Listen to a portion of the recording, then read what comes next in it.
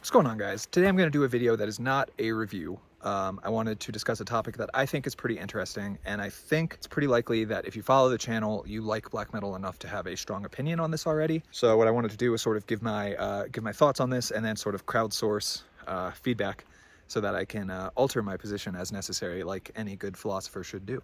That's a joke.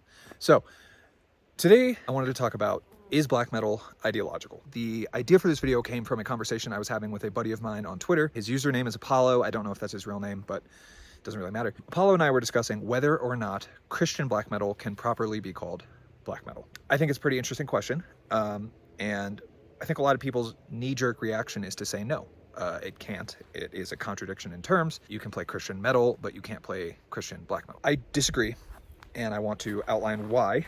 And I want to say right from the outset, this is not an attempt to prove anyone wrong. This is not a, I'm not trying to instigate YouTube beef, but I do want to give my thoughts and sort of, it helps me to talk about things because it helps to crystallize what I actually think. So really, this is a selfish video, and I'm just doing this for my own sake. That's a joke. I am genuinely curious what everyone thinks. If I got 5 responses telling me you're a fucking idiot, no, Christian black metal doesn't exist, that's not a thing, I'd be happy with that because I'm happy to change my mind. Okay, so let us discuss why I think black metal maybe was ideological at one point, but is no longer. So I think the line of arguing goes something like this. In the early 90s, late 80s, early 90s, you had various metal scenes in Europe that spawned this style of music called black metal, second wave black metal specifically.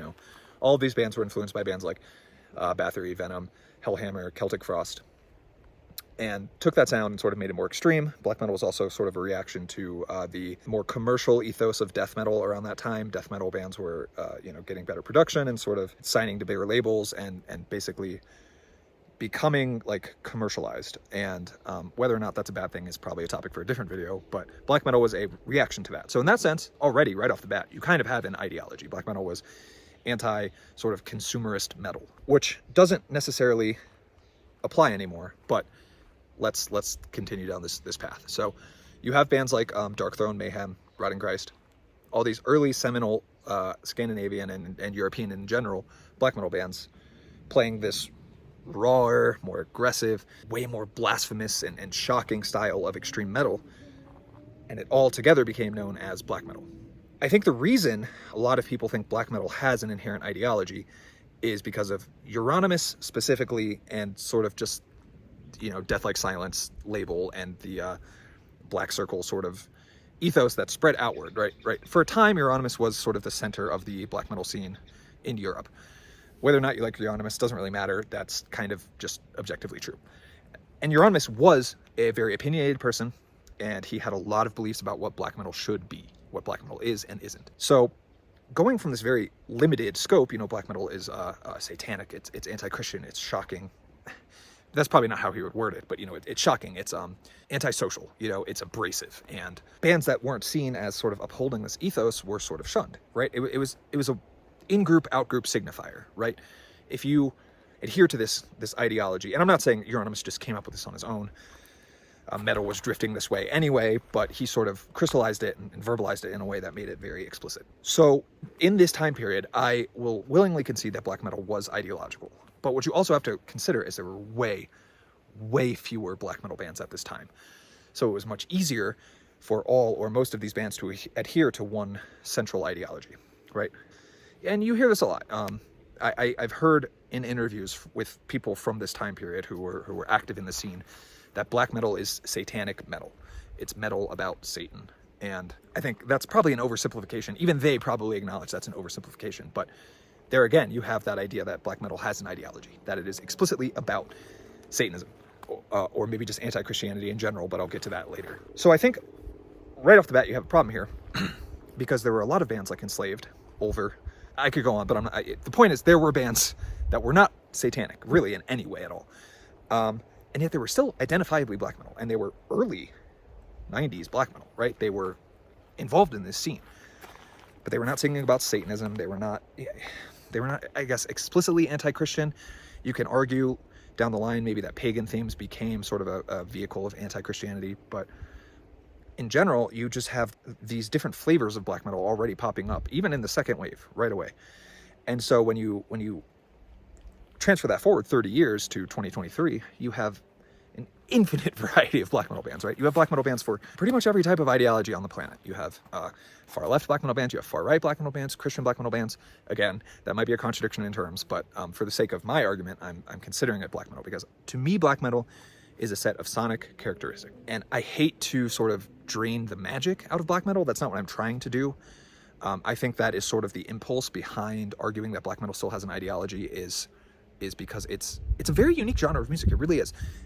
No, I don't think anyone would argue death metal has an ideology. I don't think anyone would argue thrash has an ideology unless you I guess count its like sort of generically kind of leftist, anti-capitalist themes. But even then, like a lot of it's just about partying, and I don't think people would say you have to be explicitly political to be a thrash band or a death metal band, certainly. So why black metal gets labeled as a genre that has to have an ideology is very interesting. I really think it is very interesting.